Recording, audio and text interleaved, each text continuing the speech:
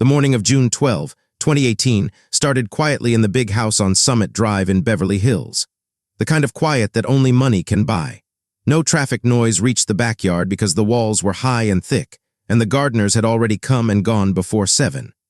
The pool water sat flat like glass, reflecting a sky that hadn't decided if it wanted to be blue or gray yet. Inside, the air smelled of strong coffee, and the roses someone cut fresh every day and put in heavy crystal vases. Was already at the piano. She was always at the piano. 9 years old, blind since the day she was born, small for her age, with tight curls pulled back in 2 puffs. Her fingers moved over the keys without looking, without needing to look. She wasn't playing anything famous yet, just little pieces she made up, soft things that sounded like wind in trees or rain on a roof. Her mom stood in the doorway watching, still in her nurse's scrubs from the night shift. Worked 12 hours at Cedars-Sinai, so could take lessons from whoever was the best in the world that month. That month it was Julian Hart. Julian Hart was 47, tall, thin, the kind of man magazines called striking because his cheekbones looked sharp enough to cut paper. He had played Carnegie Hall, the Berlin, every place that mattered. He wore black most days, simple shirts, expensive watches he never looked at. People said he didn't need students, didn't want them. But every couple of years he picked one kid, just one, and turned them into something the world talked about. Was the one. He came through the side gate at exactly 10 o'clock, carrying nothing but a small leather bag. No sheet music. He never needed it. Smiled too big when she greeted him, the way people do when they're scared of looking poor. Julian gave the smallest nod, walked past her like she was part of the furniture, and went straight to the music room. The grand waited there like a black lake. Heard his footsteps and stopped playing. "Don't stop on my account," he said. His voice was low, calm, the kind that made you lean in even when you didn't want to. She started again, something slower this time. Julian stood behind her, close enough that she could smell his cologne, something cold and green. He didn't say good or bad. He just listened. After a minute, he put one hand on her shoulder, light, but she froze anyway. "Again," he said, "but this time like you're not trying to impress anyone. Play like it's only for you." She did. The notes came out different, looser, like she was breathing through the keys. When she finished, the room felt bigger than before. Julian smiled, not the big kind, just a tilt at the corner of his mouth. "Good," he said. "Now we start." That was how most days went for 3 months. He came 3 times a week, sometimes 4, left them alone because that was the rule, no parents in the room. She sat out by the pool or folded tiny socks in the laundry room, listening through the walls for anything that sounded wrong. Nothing ever did. Julian never raised his voice. He barely touched except to move her hands the right way on the keys. He brought her gifts sometimes, little things, a silk scarf, a silver bracelet that was too grown-up for a 9-year-old.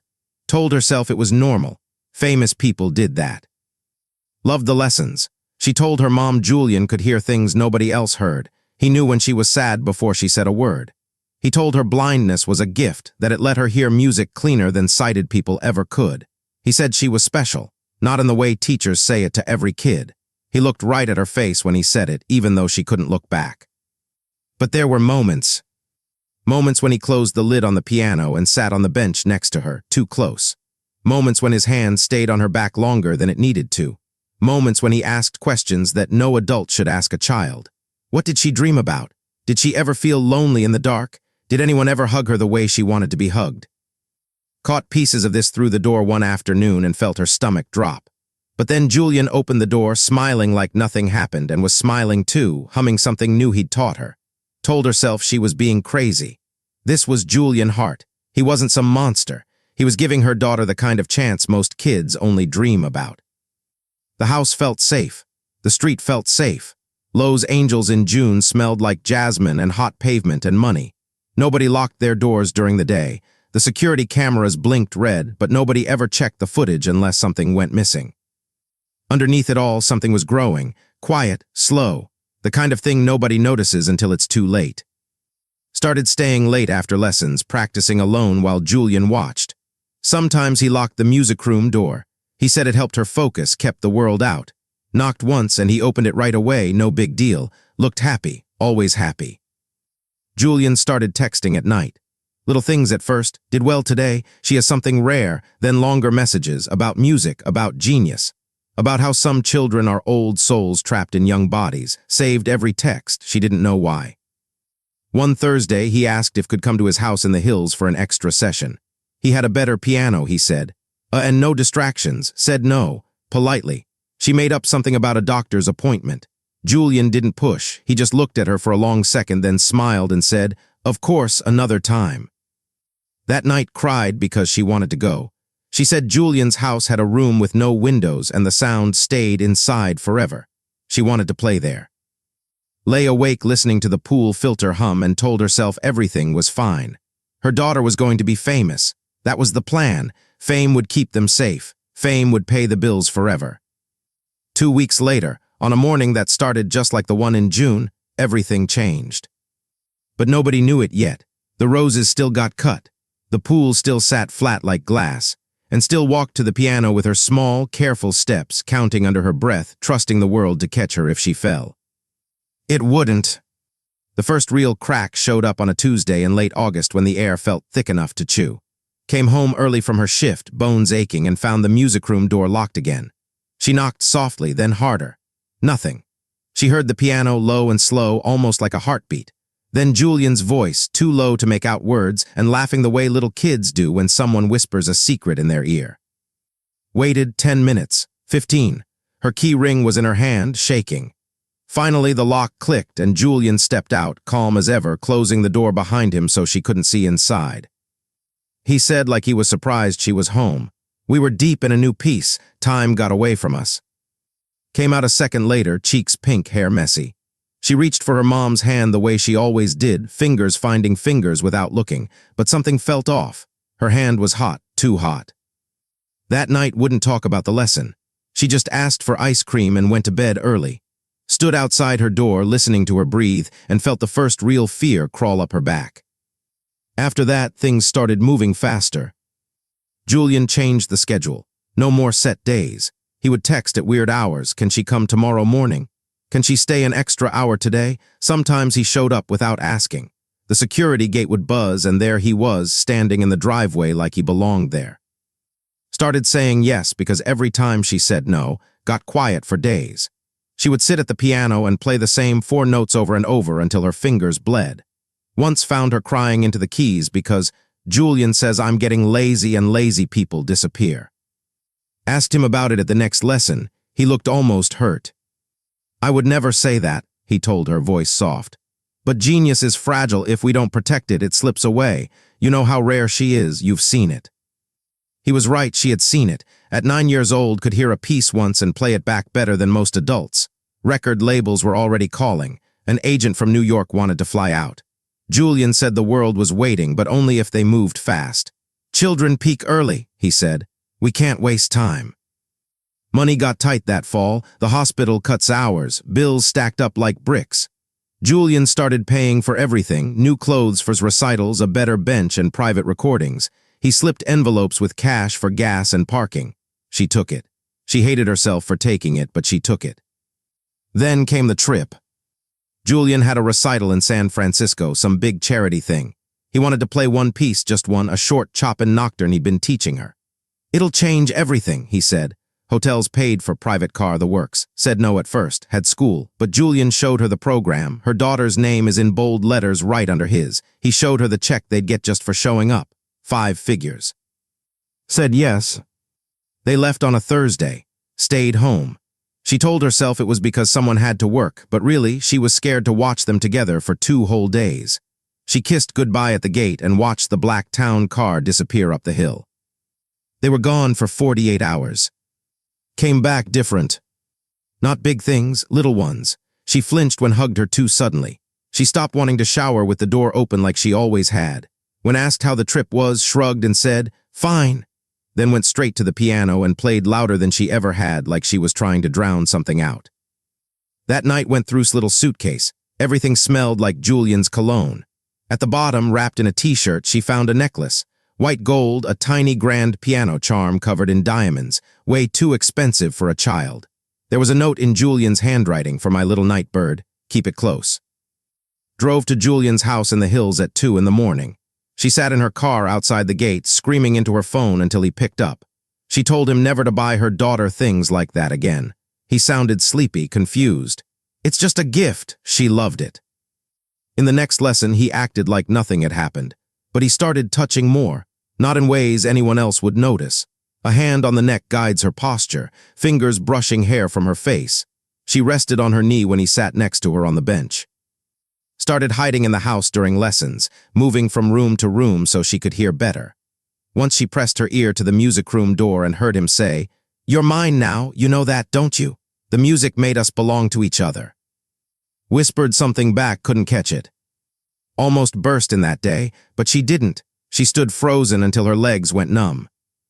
October came, the air turned dry and electric. Wildfires burned up north and the sky stayed orange for weeks. Julian started talking about taking to Europe. A tour, 6 months, maybe longer. "She's ready," he told. "I'll take care of everything. You can come if you want, but honestly, she doesn't need anyone but me now." Laughed in his face. First time she ever did that, he didn't laugh back. Woke up screaming. Ran in and found her sitting straight up in bed, arms wrapped around herself, rocking. "He said if I leave him, the music will die inside me," she sobbed.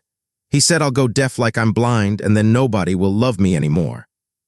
Held her until she fell asleep, then sat on the floor crying so hard she couldn't breathe. The next day, she told Julian the lessons were over. She said it over the phone because she was scared to do it in person. He didn't yell. He just said, "Okay," very calmly, and hung up. He showed up an hour later anyway. Met him at the door and told him to leave. Stood behind her in the hallway, small and shaking. Julian looked past, right at. "Tell your mother you want to keep going," he said. His voice was gentle, almost loving. Opened her mouth. Nothing came out at first, then she started crying. Julian smiled like he'd won. He reached out to touch her cheek. Slapped his hand away, hard. Everything stopped. Julian looked at the red mark on his hand, then at, and something shifted in his eyes. Not anger exactly, something colder. "This is a mistake," he said quietly. "You have no idea what you're throwing away." He left without another word. That night the texts started. At first they were normal, then they were. "You're hurting her future. She'll hate you one day. I can make one phone call and every door closes." Then pictures, is asleep in the music room taken from behind, was eating lunch with her eyes closed, feeling for her sandwich, is in the dressing room in San Francisco in just her underwear reaching for a dress, had never seen that picture before. Called the police, they came, took a report, said it was harassment but probably not enough for a restraining order yet. "Rich guys," the officer shrugged, "they get bored." Changed the locks. She changed the gate code. She enrolled in public school the next day and told her no more piano until they figured things out. Stopped talking almost completely. She sat at the piano anyway, hands in her lap, staring at nothing. Julian stopped coming to the house, but he was everywhere else. Saw his car outside the school twice. Once outside the grocery store. A woman from the record label called and said they were pausing his contract because of family instability. Knew who made that call. Money ran out fast. The envelopes stopped coming, picked up extra shifts until she was falling asleep standing up. One night in November, she came home at 3 a.m. and found gone. The window was open, the screen cut clean. There was a note on the pillow in handwriting knew too well. "She needs me. I'm the only one who understands." Called 911 screaming. They found 4 hours later walking a long drive barefoot in her nightgown. A highway patrol officer spotted her. She wouldn't speak to him. She wouldn't speak to anyone.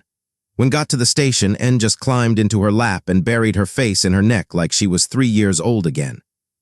Julian was questioned and released. He said came to him on her own, that she called him crying, begging to be saved from a mother who didn't understand her gift. There was no proof that she didn't leave by herself. Kids run away. It happens. 2 weeks of silence followed. No lessons, no texts, nothing. Thought maybe it was over. It was. Thanksgiving came and went, worked doubles to pay rent, started eating again, started smiling a little. She asked for new sheet music for Christmas, simple things, nothing Julian taught her. On December 10th, Julian Hart announced a special holiday concert at Disney Hall.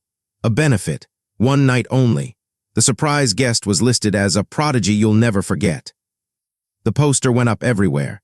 His face, eyes closed, hands on the keys, lit like an angel. The picture was from San Francisco.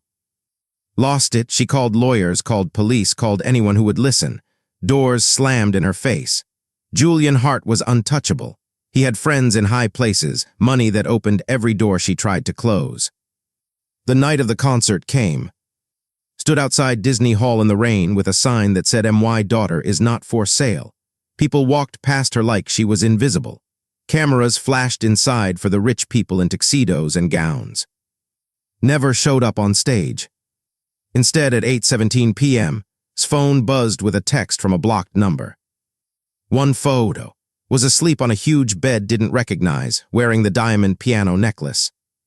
Under it, 3 words. She chose me.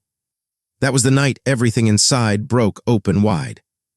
She drove to the house in the hills with her brother's gun in her purse and murder in her heart. But that part comes later. The rain came down hard that night, the kind that turns Los Angeles into a city of mirrors. Every streetlight bled into the puddles, every headlight looked like eyes. Drove with the window cracked so the cold could slap her awake. The gun sat in her purse on the passenger seat, wrapped in an old dish towel. She didn't remember putting it there, but her fingers knew it was loaded. She knew the way to Julian's house by heart now, up Beverly Glen left on, then the private road that twisted like a snake. The gate was open. That should have scared her more, but nothing scared her anymore. She parked halfway up the driveway, killed the lights, and walked the rest. Her shoes soaked through in 10 steps. The house was dark except for one room on the 2nd floor. Soft gold light spilled out like honey. She could hear the piano, not loud. Just a single line, slow and sad, the same 4 notes played when she was hurting, over and over. Used the side door that the cleaners used. She still had the key Julian gave her months ago for emergencies. The alarm didn't beep. He turned it off, waiting. Inside smelled like him, cold cologne and candle wax. The house was too quiet, like it was holding its breath. She climbed the back stairs, gun in her hand now, safety off. Her heart beat so loud she was sure he'd hear it. The music room door was open a crack. Light poured out. She pushed it with her foot. Julian sat at the piano alone. Black shirt, sleeves rolled up, hair messy like he'd been pulling it.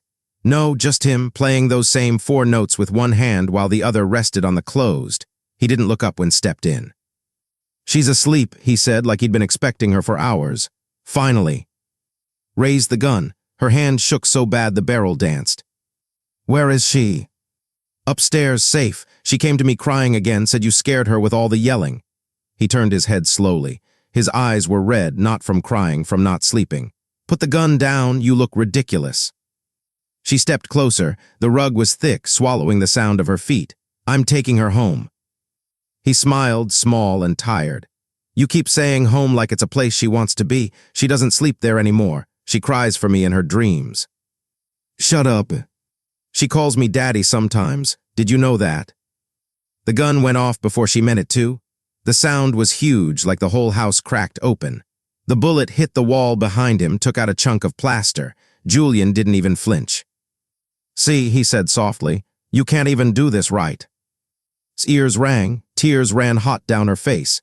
She steadied the gun with both hands now. Julian stood up slowly. He didn't look scared, he looked relieved. You want to kill me? He asked. Go ahead, she'll never forgive you. She'll hate you until the day you die. That's what you want for her. He took one step toward her. His finger tightened. Second shot. This one didn't miss. It hit him center chest. He looked down like he had been stung by a bee stung him. A red flower bloomed fast on the black shirt. He sat down hard on the piano bench, mouth open, no sound coming out. Stood frozen. The gun felt 1,000 pounds heavy. Julian looked up at her. Blood came from the corner of his mouth. He tried to smile again. She still needs me, he whispered. Then he fell forward. His head hit the keys with a crash of wrong notes that hung in the air like screaming. Dropped the gun. It landed softly on the rug. The room spun. She couldn't breathe. Blood pooled fast, black in the lamplight, creeping toward her shoes. She stepped back and bumped into something. The little girl stood in the doorway in her nightgown, hair wild from sleep, eyes wide but not seeing. She was feeling the doorframe with both hands, listening. Mommy, she asked in a tiny voice, why does it smell like fireworks? Made a sound that wasn't human. She ran and picked up so fast the child gasped. Arms went around her neck automatically, trusting the way they always had. Julian made a wet sound on the floor, still alive, barely. Carried out of the room, down the hall, away. Started crying into her shoulder. "He said you'd come," she sobbed. "He said you'd be mad and I should hide." His legs almost gave out. She made it to the stairs. Behind them, Julian called out, voice bubbly and weak. "Come back, please." Went stiff in his arms. For one terrible second, thought she would fight to go to him. But then pressed her face harder into his neck and whispered, "Don't let him touch me anymore." Rand. They made it to the front door when the lights came on. Bright, blinding motion sensors. The whole house woke up. Stepped outside into the rain with clutched tight.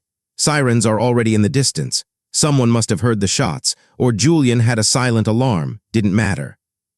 She put in the passenger seat, buckled her even though her hands shook too badly to work right. Was crying without sound now, rocking a little. Looked back at the house. Through the open door, she could see Julian dragging himself across the floor, leaving a long red trail, reaching for the doorway like he could still stop them. She got in the car and locked the doors.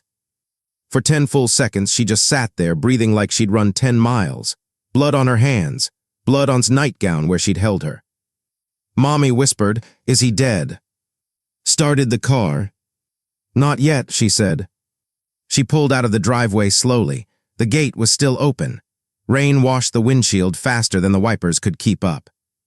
In the mirror, the house got smaller and smaller until the lights disappeared. Reached over and found his hand on the gear shift. Her fingers were ice cold. They drove through the rain with no idea where to go, only that they could never go back. Behind them, Julian's heart bled out alone on his music room floor, reaching for a little girl who wasn't there anymore, the wrong notes still echoing under the storm. The rain stopped sometime before dawn, but the city stayed wet and cold. Drove until the gas needle hovered over empty, then pulled into a 24-hour off the 405. Fell asleep against the window, mouth open, cheeks still streaked from crying. Sat staring at the menu without reading it, hands in her lap so nobody would see the blood drying under her nails. A waitress finally came over. She took one look at them, barefoot child in a stained nightgown, mother shaking like she had a fever, and quietly poured 2 cups of coffee without asking. Drank hers black and burned her tongue. The pain felt good. It meant she was still here. They stayed until the sun came up gray behind the smog, then drove to her cousin's place in Echo Park. Opened the door in a robe, took one look at curled in his arms and didn't ask questions. She just stepped aside. For 3 days they hid there. Phones off. Curtains closed. Slept most of the time, woke up screaming twice a night. Sat on the floor outside her door with the gun across her knees until took it away and locked it in a shoebox on the top shelf. On the 4th morning, the police knocked. 2 detectives, 1 woman with kind eyes, 1 man who kept looking at his shoes. They asked to come in for questioning. They already knew everything. A neighbor's Ring camera caught her car leaving Julian's driveway at 11:47. Julian was dead when the paramedics got there. He managed to dial 911 with his nose before he passed out. The last thing he said on the recording was his name. Went quietly. Handcuffs felt colder than she expected. The interviews lasted 36 hours. They played the 911 call for her. They showed her the photos from the house. Julian on his back, eyes open to the ceiling, one hand stretched toward the doorway like he was still trying to reach the piano bench. They asked if she wanted to make a statement. She asked for a lawyer first. Word got out fast. By the time made bail, set at $2 million, paid by a victims fund nobody saw coming. The story was everywhere. Not the real story, the loud one. Prodigy's mother murders famed pianist in late-night break-in. The papers used the old publicity shots. Julian smiling on stage at 8 years old with her hands on the keys, looking like a little angel. Headlines screamed jealousy, stage mother rage, a deranged woman who couldn't handle her daughter's success. Inside the real story, things were quieter and uglier. Wouldn't speak to the child's psychologist they assigned her. She sat in the corner of his living room, tracing the same 4 keys on a toy keyboard someone bought her, over and over until her fingers blistered.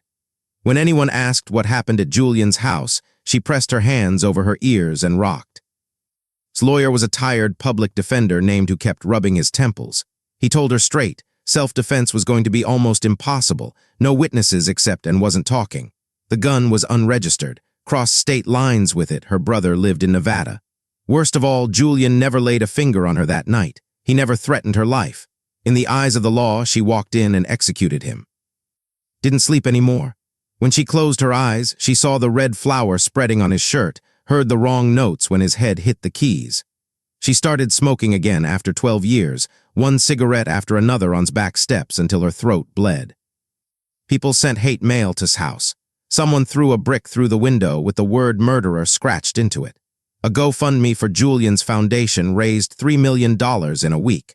A different GoFundMe for therapy got taken down for violating community standards. 2 weeks before Christmas finally spoke. She was sitting on the floor wrapping Christmas lights around her wrist like bracelets when she looked up at and said, "He told me if I ever told, he'd make you go away forever. He said he'd tell the police you hurt me and they'd believe him because he was famous." Dropped the coffee mug in her hand. It shattered across the tile. Started crying then, big ugly sobs that shook her whole body. Crawled across the floor and held her so tight that neither of them could breathe. That night told the psychologist everything. Every touch, every locked door, every trip that never knew the details of. She told about the windowless room in Julian's house with the thick carpets where the sound couldn't escape. She told about the necklace and the picture and the way he cried when she tried to leave. The prosecutor cried when she heard the recording. She was a mother too. Charges against changed the next week. Manslaughter instead of murder won. Then they added a hate crime enhancement against Julian, posthumously, the first time California ever did that to a dead man. The media flipped like a light switch. Suddenly, Julian was the monster. Old students came forward. A boy from 20 years ago, a girl from Prague. Whispers nobody listened to before because genius gets a free pass until it doesn't. Still had to stand trial. She still shot an unarmed man in his own house. But when took the stand in March, small and trembling, and told the jury what Julian did to her in a voice so quiet they had to turn the microphones all the way up, half the room started crying, including 2 jurors. The verdict came back in April, not guilty on all counts except illegal possession of a firearm, got probation and mandatory counseling. The judge called her a mother who ran out of choices. Never played piano again, not really. She kept the little keyboard on her dresser and sometimes touched the keys but never pressed hard enough to make a sound. They moved to Oregon eventually, a small town outside Portland where nobody knew their names. Got a job cleaning hospital rooms at night so she could be home when woke up screaming. They adopted a dog that didn't care about fame or genius, only treats and belly rubs. Some nights still hears those 4 wrong notes in her dreams. She wakes up gasping, checks that is breathing in the next room, then sits on the porch until the sun comes up. She never cried at the trial.